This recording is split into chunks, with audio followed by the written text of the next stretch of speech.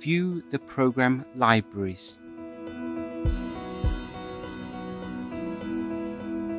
Find the library of elements created in the current project.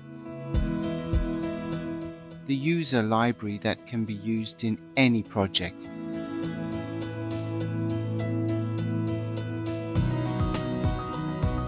The general library and the libraries shared with the account.